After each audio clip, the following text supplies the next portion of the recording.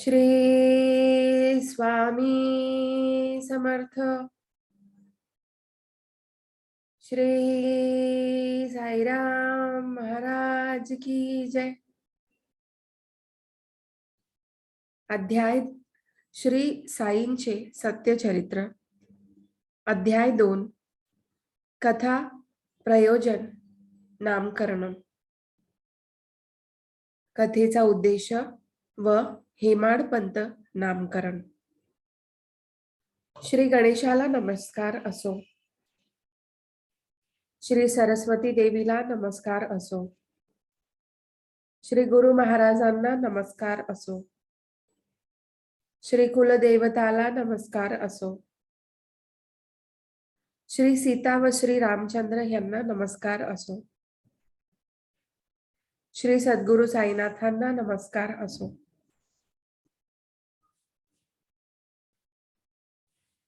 मागील अध्यायात मंगलाचरण झाले. कुलदेवता व सद्गुरु यांचे वंदन झाले आणि या साई चरित्राचे बीज पेरून झाले. आता ते लिहिण्याचे प्रयोजन समजावून सांगायला आरंभ करूया. तसेच अधिकारी व अनुबंध स्पष्ट करून त्यांची थोडक्यात चर्चा करूया. म्हणजे श्रोत्यांना विनाकष्ट ग्रंथ प्रवेश घडेल.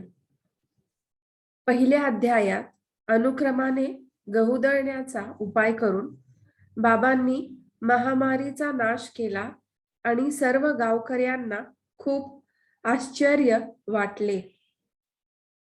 अशा साईबाबांच्या अगाध लीला ऐकून माझ्या मनाला आनंद झाला आणि प्रेमाचा पूर बाहेर फुटून आला आणि तोच या काव्य रूपाने प्रकट झाला.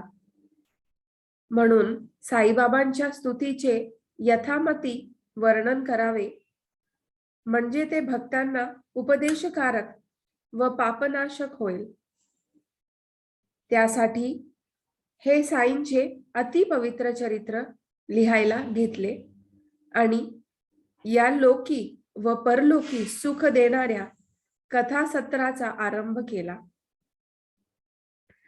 संतांचे चरित्र सन्मार्ग दर्शविणारे असते. ते न्यायशास्त्र किंवा तर्कशास्त्र नव्हे.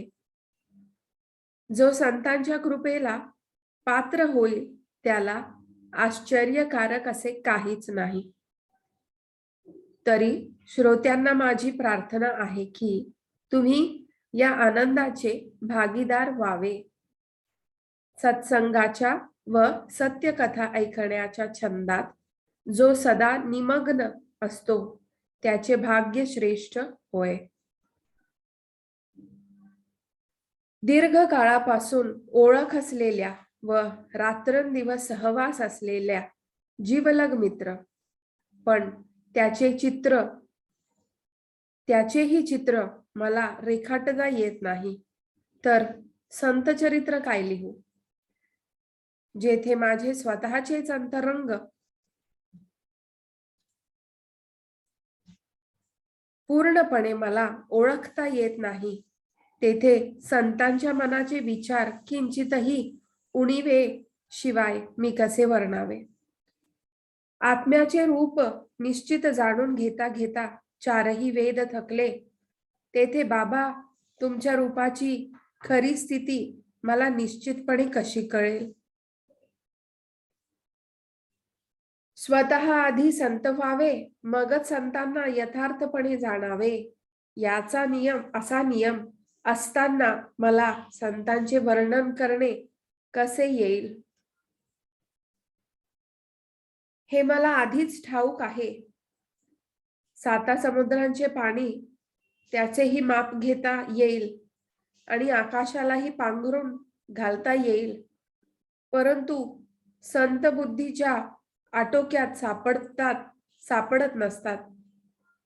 मी एक निकामी क्षुद्र माणूस आहे हे माझ्या मनाला ठाऊक आहे, परंतु बाबांच्या अमर्याद प्रताप पाहून मला गायची लहर येते आणि ती आवरता येत नाही. दीन दुबळ्यांच्या विसाव्या श्री साईराया तुझा जय जयकार असो. तुझी माया अगाध आहे, तिचे वर्णन करता येत नाही.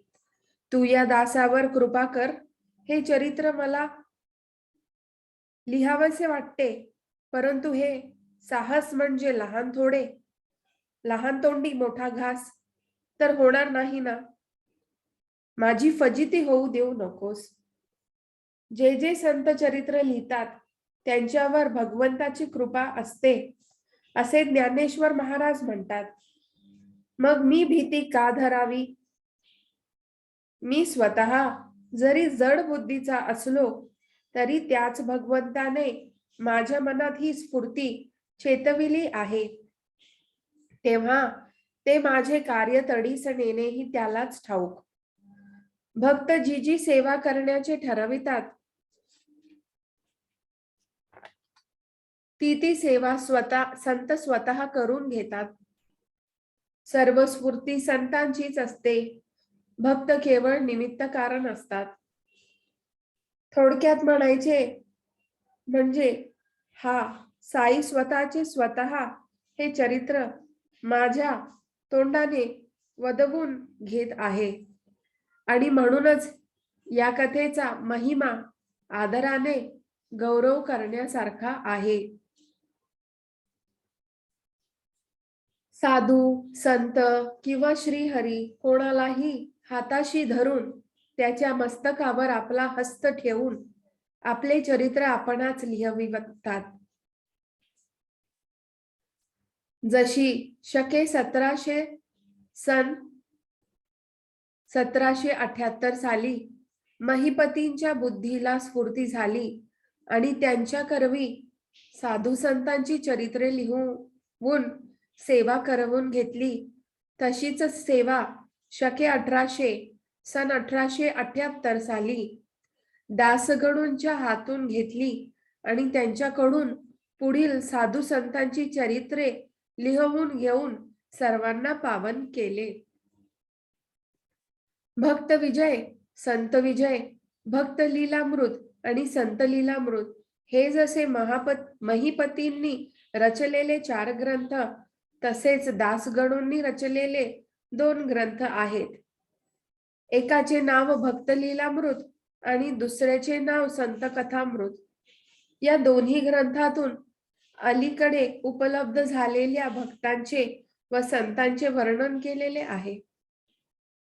त्यातील भक्त लीलामृतातील 3 अध्यायात श्री साई महाराजांचे मधुर चरित्र वर्णन आहे. ते श्रोत्यांनी तेथे वाचावे. तसेच संत कथामृतातील 57व्या अध्यायात श्री साई महाराजां एक भक्ताला गोड ज्ञानोपदेश करतात, तोही वाचावा.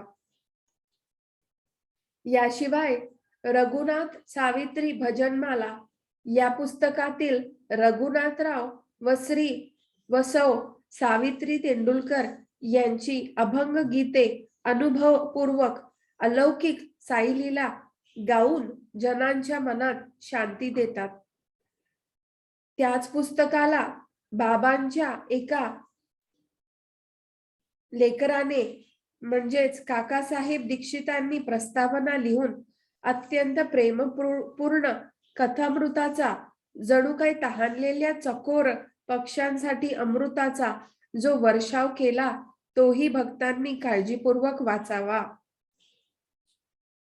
दासगणोंच्या किरकोळ कविताही अत्यंत मनोरंजक असून त्यातील बाबांच्या लीला ऐकल्या तर श्रोत्यांच्या मनाला आनंद होईल.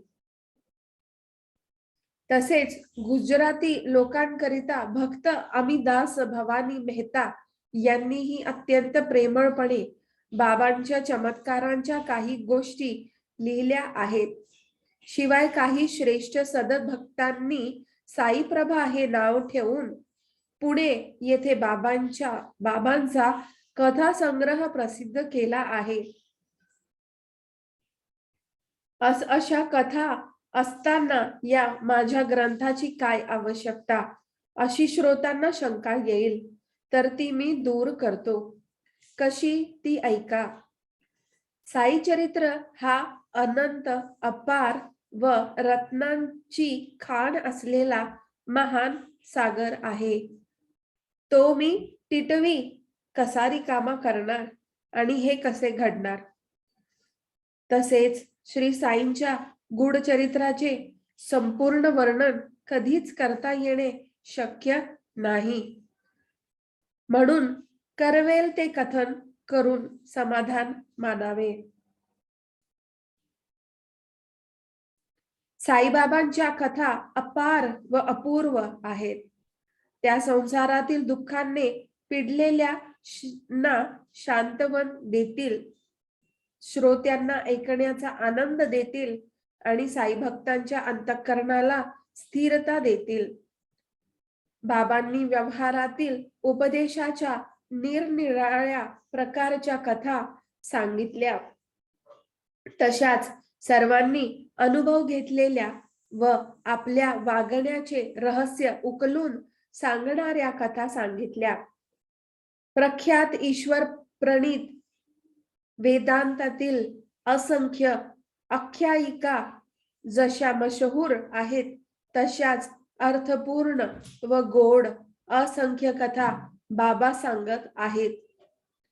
त्या सावधानपूर्वक ऐकल्या तर इतर सुखे गवताप्रमाणे तुच्छ वाटतात. तहान भूक आपोआप उडून जाते आणि मनाला समाधान लाभते.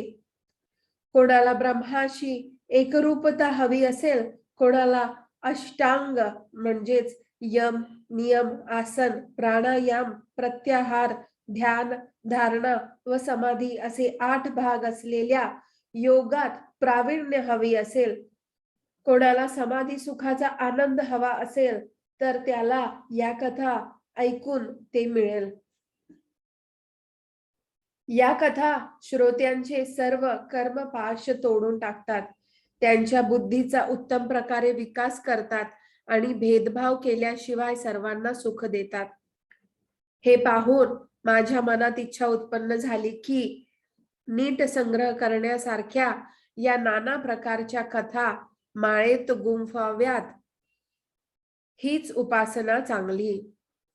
या कथेची 4 अक्षरे जरी कानी पडली तरी जीवाच्या वाईट दिवसांना आहोटी लागेल आणि संपूर्ण कथा जर आदरपूर्वक ऐकल्या तर साधा भोळा भक्तही संसार सागर पार करून जाईल. मला लेखणी करून बाबाच माझा हात गिरवतील. मी तर केवळ निमित्ताचा धनी आहे. बाबा नेतील तिकडे अक्षरांचे वळण वळवितो. वर्षानुवर्षे बाबांच्या लीला पाहून मनाला चाळा लागला की बाबांच्या गोष्टी भोळ्या व प्रेमळ भक्तांकरिता गोळा कराव्यात.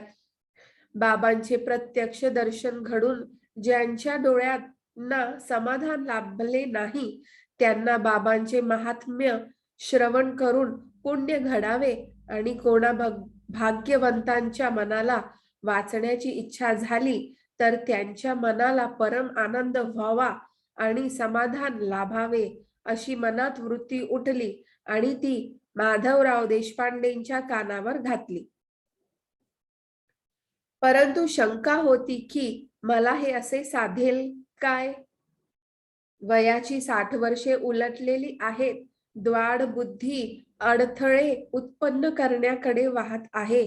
अशक्तपणामुळे प्रयत्न करणे बाजूला राहते आहे आणि नुसती तोंडाची बडबड शिल्लक राहिली आहे. तरी ती दुसरीकडे व्यर्थ खर्च न होता श्री साई प्रित्यर्थ कामी लावावी, म्हणजे काहीतरी परमार्थ साधेल. म्हणूनच हा प्रयत्न सुरू केला.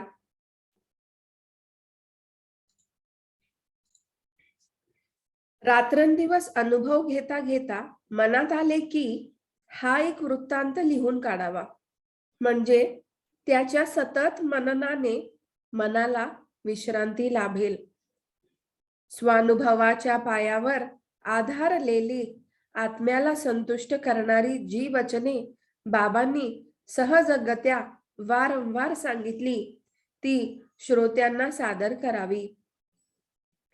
बाबांनी ज्ञानाचा पुष्कळ गोष्टी सांगितल्या. अनेकांना भजन करण्याचा मार्ग दाखविला. त्यांचा पुरा संग्रह करावा, म्हणजे साईबाबांची गाथा तयार होईल.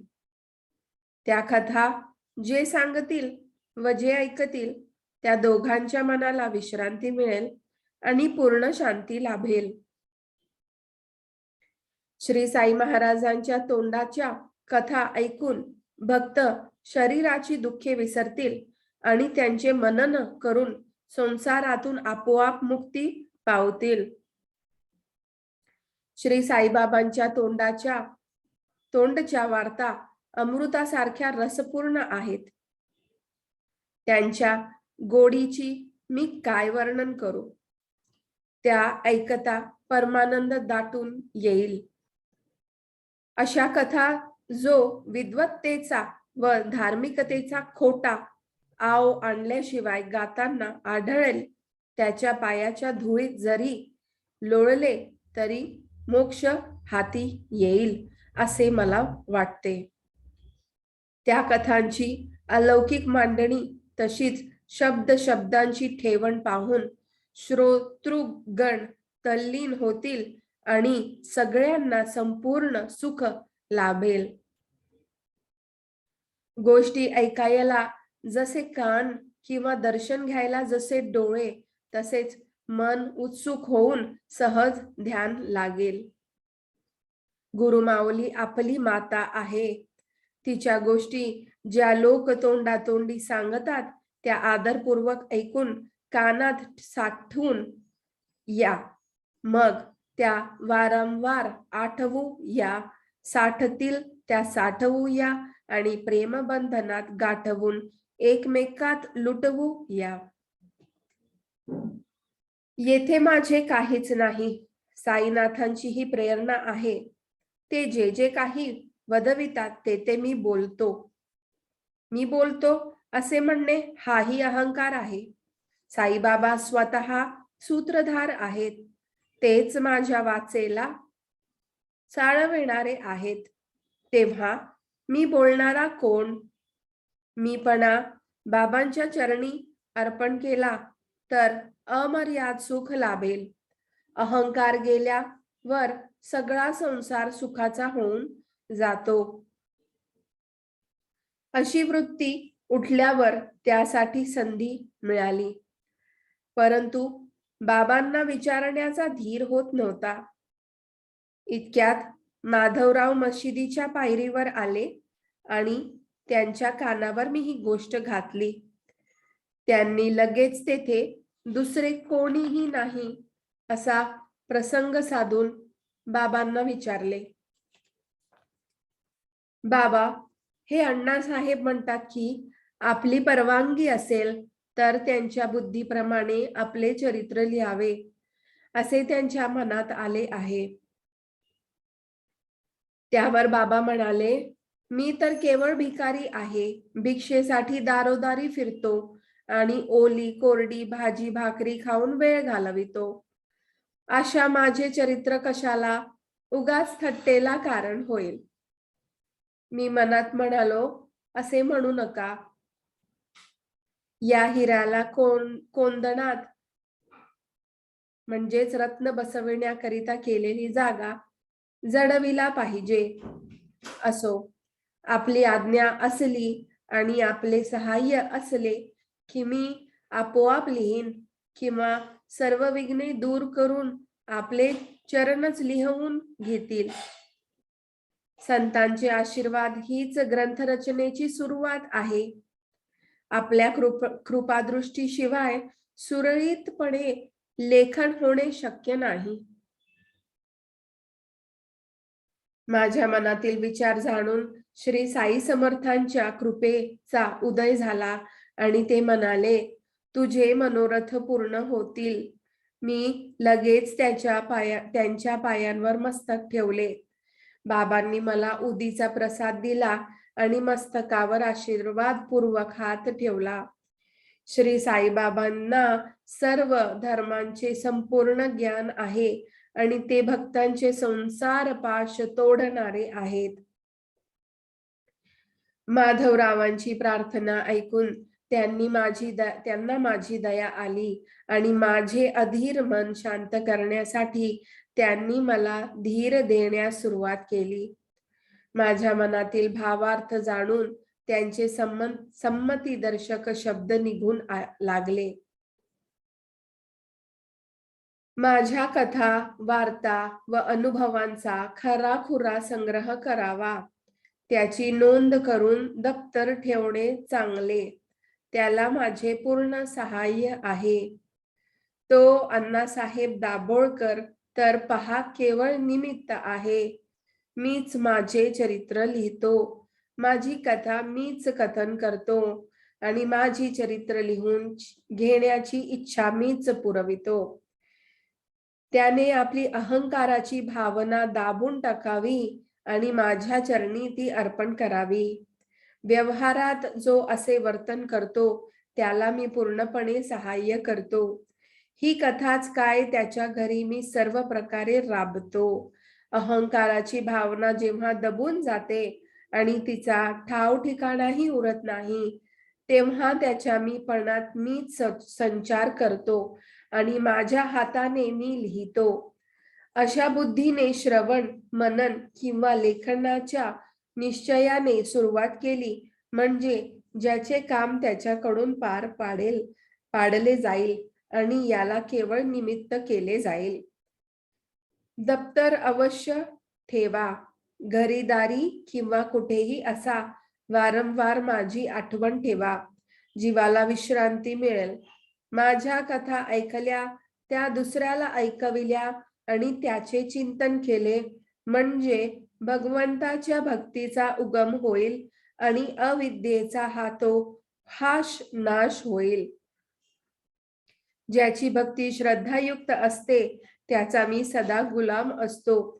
इतरांना मी कधीही प्राप्त होत नाही, याबद्दल शंका नसावी.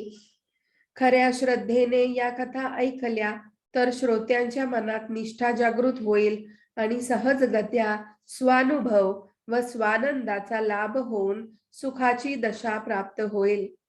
भक्ताला स्वतःच्या आत्म्याचा रूपाचे ज्ञान होईल. जीव व शिव या दोघांनाही समाधान लाभेल. लक्षात न येणारे निर्गुण रूप ध्यानात येईल आणि दाट चैतन्य प्रकट होईल. असे या माझ्या कथेचे कौशल्य आहे. याहून आणखी काय पाहिजे? हेच श्रुतींचे संपूर्ण ध्येय आहे आणि त्याच ध्येयाने भक्त संपन्न होईल. ज्याची वादावादी करण्याकडे प्रवृत्ती असते त्याच्या ठिकाणी अविद्या व माया समृद्धपणे असते. त्याला स्वतःची शुद्धी नसते आणि त्याची बुद्धी स्वतः दुष्ट व नीच तर्क करणारी असते. त्याला अज्ञानाने वाढलेले असते आणि तो आत्मज्ञानाला पात्र नसतो. त्याला या पृथ्वीवरचे किंवा स्वर्गातलेही सुख नसते.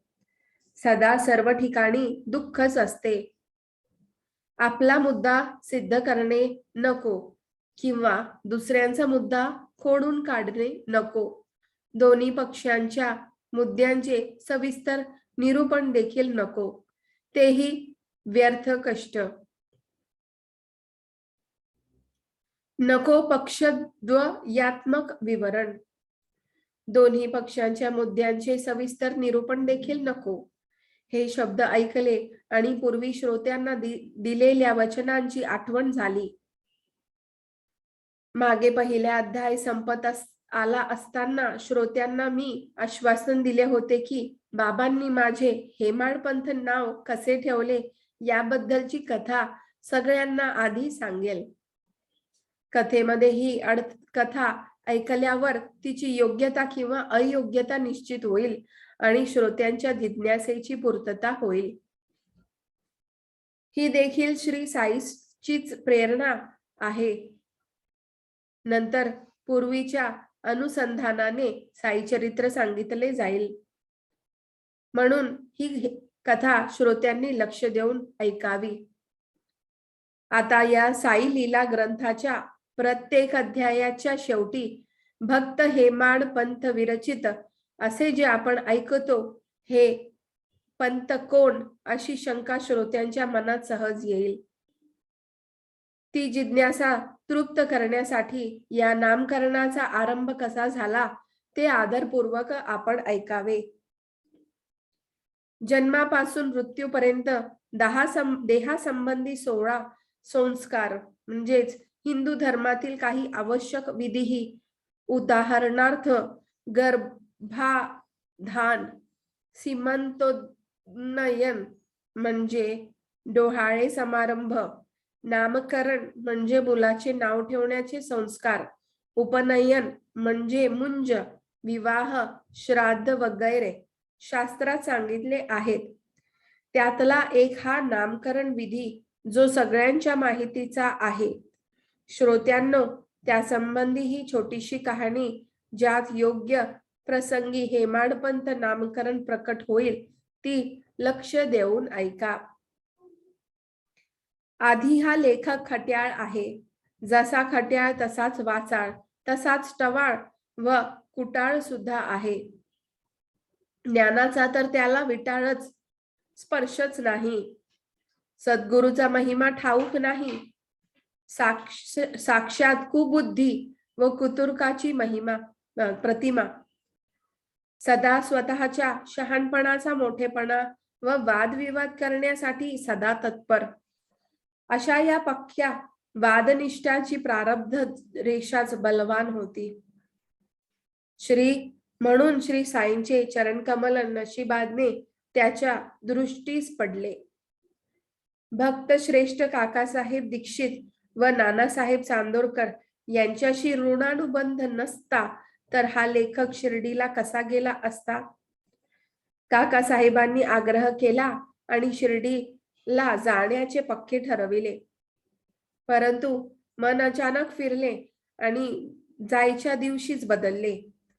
या लेखकाचा एक खास मित्र, ज्याला गुरुचा अनुग्रह प्राप्त झालेला होता व ज्याने आपल्या गुरुचा उपदेश ग्रहण केलेला होता, सहकुटुंब लोणावळ्यास असताना एक विचित्र प्रसंग घडला.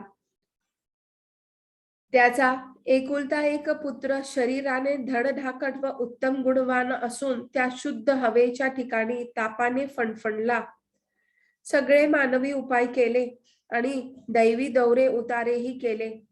अखेरीस आपल्या गुरुला आणून मुलाजवळ बसविले तरी तो मुलगा मृत्युमुखी पडला. अशा प्रकारे कठीण प्रसंग पाहून त्या भयंकर संकटाचे निवारण करण्यासाठी मुलाजवळ गुरुला आणून बसविले ते सर्व फुकट गेले. असा हा संसार महाविचित्र आहे. कोणाचा पुत्र व कोणाचा कलत्र म्हणजे पत्नी. प्राणीमात्राचे कर्म ही अनेक गोष्टी घडवून आणणारे एकच कारण असते. दैव कुठेही टाळता येत नाही. ही वाईट गोष्ट कानी पडल्यावर मनाला अतिशय खिन्नता आली आणि मनात विचार आला, गुरुचा हाच का उपाय? एकुलता एक पुत्र देखील वाचविता येत नाही. प्रारब्ध कर्मांचे वर्चस्व पाहून माझ्या मनातील साई दर्शनाबद्दलचा उत्साह मावळला आणि शिर्डीला जाण्याचा मोडता आला. शिर्डीला कशासाठी जायचे? माझ्या मित्राची काय स्थिती झाली? हाच का लाभ गुरुच्या संगतीचा? गुरु कर्माला काय करील? जे जे कपाळी लिहिले असेल तेच तर निश्चित होणार असेल, तर गुरुमुळे काही अडेल का? या विचाराने शिर्डीला जाणे तसेच राहिले. कशासाठी आपले स्थान सोडा? कशासाठी गुरु मागे धावत जा आणि सुखाचा जीव दुःखात पाडा? कशासाठी हा छंद चालवावा ते समजत नाही. जे जे दैव योगाने घडेल ते ते सुख किंवा दुःख भोगून या. जर होणाऱ्यांपुढे आपले काही चालत नाही तर गुरुकडे जाऊन काय होणार? जसे ज्याचे कमावलेले पाप पुण्य असेल तसे तो नको म्हणता देखील चालून येत. होणाऱ्या पुढे काहीही चालत नाही. दैवयोगाने मला शिर्डीला खेचून नेले. नानासाहेब चांदोरकर प्रांताधिकारी असताना वाईचा दौरा करण्यास निघाले होते. म्हणून ठाण्याहून दादरला येऊन थोडा वेळ थांबले होते. वसईची गाडी येण्यास अजून 1 तास उशीर होता. तेव्हा ही मध्यंतराची वेळ काहीतरी कमाला लावावी असे त्यांना वाटले. अशी स्फूर्ती येत नाही तोच दादर स्टेशनवर फक्त वांद्र्यापुरती गाडी आली आणि नानासाहेब त्यात बसले. आपल्या ठिकाणावर पोहोचल्यावर मला निरोप धाडला आणि मी भेट घेतल्यावर लगेच शिर्डीची गोष्ट काढली. साईबाबांच्या दर्शनासाठी केव्हा निघणार? शिर्डीला जाण्याचा आळस का आणि निघण्याकरिता चिंगटपणा कशासाठी? मनाला ठामपणा का नाही? नानासाहेबांची अशी घाई पाहून मला मनात लाजही वाटली. तरी मनाची झालेली सगळी चलबिचल त्यांना मोकळ्या मनाने मी सांगून टाकली. त्यावर मग नानासाहेबांचा प्रेमळ, शुद्ध व कळकळीचा उपदेश ऐकून शिर्डीला जाण्याचा माझ्या इच्छेची जागृती अत्यंत आनंददायक झाली. लगेच निघतो असे वचन घेतल्यावरच नानासाहेबांनी प्रयाण केले आणि मीही मागे परतून लगेच निघण्याचे ठरविले. मग सर्व सामान आवरून सर्व निरवानिरव करून त्याच दिवशी संध्याकाळी शिर्डीला जाण्यास निघालो. सायंकाळची मेल दादर येथे उभी राहिली असे समजून दादरचे भाडे भरले आणि तेथले तिकीट घेतले. परंतु मी गाडीत जाऊन बसलो आणि वांद्रे स्टेशनवरच गाडी असताना गाडी सुटण्याच्या ऐन वेळी एक मुसलमान गृहस्थ घाईघाईने आत आला. दादर पर्यंत तिकीट घेतले. हात सुरुवातीला कामात बिघाड म्हणजे प्रथमग्रांसी मक्षिकापात म्हणजेच पहिल्या घासातच माशी पडण्याचा योग डोकावत होता. बरोबरचे सर्व सामान पाहून त्याने मला विचारले, कोठे गमन? त्यावर मी म्हणालो, दादर स्टेशनवर जाऊन मनमाडची मेल मी गाठणार आहे. तेव्हा त्याने लगेच सुचविले की दादर स्टेशनवर उतरू नका, मेल तेथे थांबणार नाही, तुम्ही बोरी बंदर गाठा. ही सूचना वेळेवर नसती झाली तर दादरवर मेल मिळाली नसती आणि माझ्या अस्थिर मनात कायम काय कल्पना उठल्या असत्या कोण जाणे. परंतु त्या दिवशी शिर्डीला जाण्याचा योग साधावा असाच जणू काय तो सुमुहूर्त होता. म्हणून हा मनासारखा प्रसंग अचानक घडला. तिकडे भाऊसाहेब दीक्षित मार्ग प्रतीक्षा करीतच होते. दुसऱ्या दिवशी सकाळी 9-10च्या आत शिर्डीत जाऊन पोहोचलो. ही गोष्ट इसवी सन 1910 सालची घडली.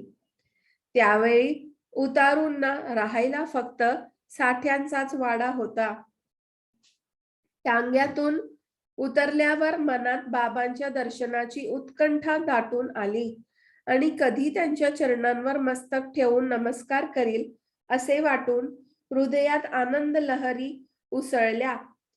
इतक्यात श्री साईंचे परमभक्त विख्यात तात्यासाहेब नुलकर मशिदीतून परत आले आणि म्हणाले, लगेच दर्शन घ्या, बाबा भक्त मंडळींसह वाड्याच्या कोपऱ्याशी आले आहेत, आधी धूळ भेटीला चला. हे ऐकून बाबा ज्या ठिकाणी होते तेथे घाईघाईने धावलो आणि धुळीतच लोटांगण घातले. मनात आनंद मावतच नव्हता. नानासाहेबांनी सांगितले त्यापेक्षा आणखी पुष्कळ प्रत्यक्ष पाहिले. श्री साईंच्या दर्शनाने मी धन्य झालो आणि डोळ्यांचे पारणे फिटले. साईबाबांच्या देहाचे स्वरूप मी कधी ऐकले नव्हते आणि पाहिलेही नव्हते. परंतु त्यांना पाहता क्षणीच माझी दृष्टी निवळली, तहान भूक हरवली आणि सर्व इंद्रिये तटस्थ झाली.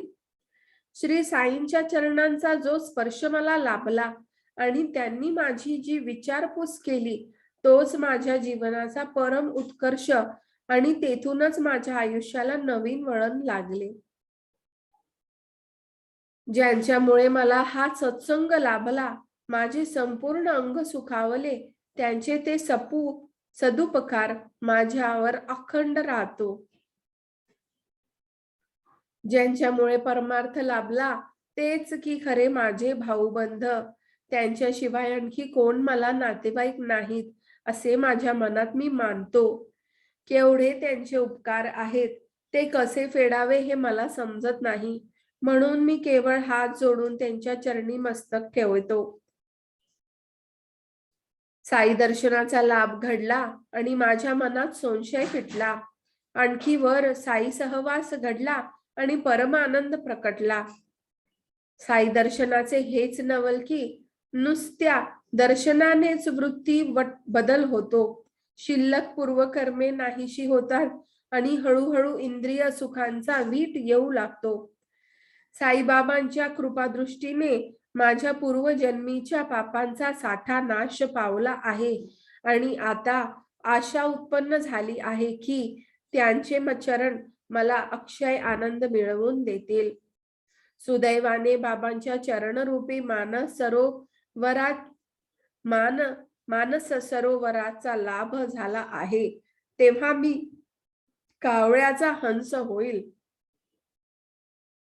साईबाबा हे उत्तम योगी, आचार्य, परमहंस, सोहमात्मा हे ज्यांनी जाणले आहे असे संतभूषण आहेत. पाप, ताप व दैन्य यांचा नाश करणाऱ्या अशा श्री साईंच्या दर्शनाने व अति पवित्र सहवासाने मी अतिशय पावन झालो आहे. पूर्वीच्या कित्येक जन्मांचे पुण्य गाठी होते म्हणून साई महाराजांची ही भेट झाली. एकदा का श्री साईबाबा दृष्टीस शिरले की सर्व सृष्टीच साई रूप दिसून लागते. पहिल्या दिवशी शिर्डीला येताच बाळासाहेब भट्ट्यांशी वादाला सुरुवात झाली. गुरु कशाला हवा, आपली स्वतंत्रता बुडवून परतंत्र कशाला उडवून घ्यावी. जेथे आपले कर्तव्य पार पडण्याची हुशारी असते तेथे गुरुची काय आवश्यकता. ज्याचे त्यानेच केले पाहिजे. जो करीत नाही त्याला गुरुने काय करावे. हातपाय न हलविता जो झोपा काढतो त्याला दुसऱ्या कोणी काय द्यावे. हेच माझे सरळ मत होते आणि प्रतिपक्षाचे विरुद्ध मत होते. हटवादीपणाचा तो तराजूच होता आणि म्हणून वाद माजून राहिला. अंगात भयंकर देहाभिमान असला की तेथे वादवादी उत्पन्न होते. हीच अहंभावाची खूण आहे. त्याशिवाय जगात वाद नसतो. असो, प्रतिपक्षाचे निश्चित मत होते की वेद पारंगत पंडित असला परंतु त्याच्यावर गुरुची कृपा नसली तर तो निव्वळ पुस्तकी मुक्त होय.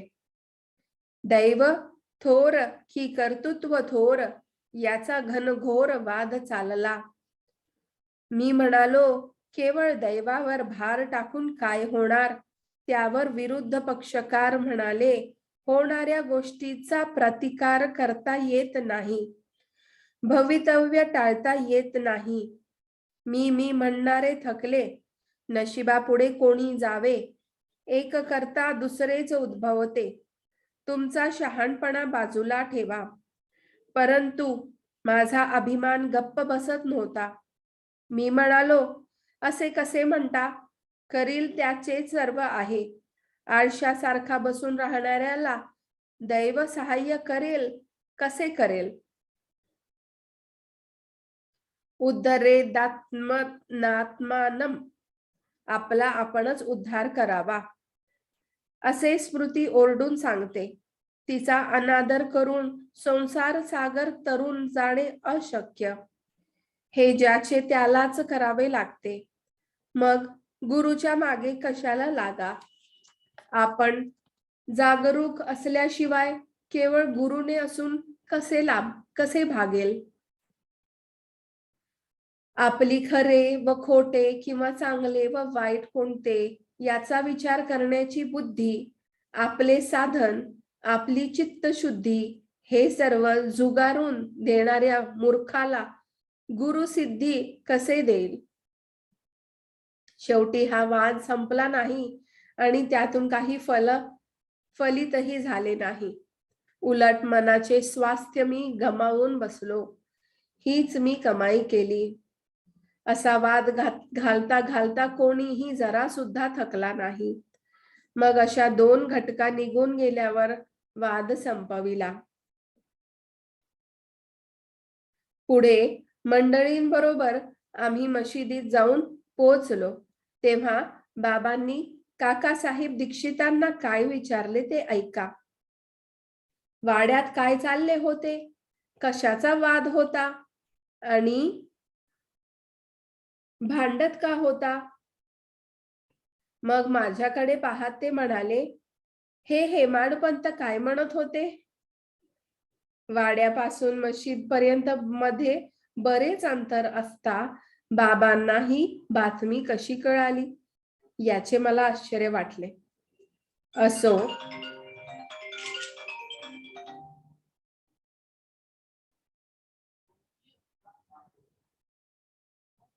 अशा प्रकारे कठोर शब्दांचा तडाखा बसलेला असा मी गप्प झालो आणि लाजेने मान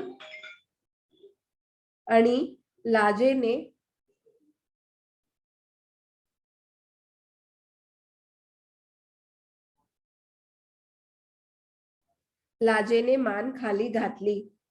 पहिल्याच भेटीत असे असभ्य व अयोग्य वर्तन माझ्याकडून घडले.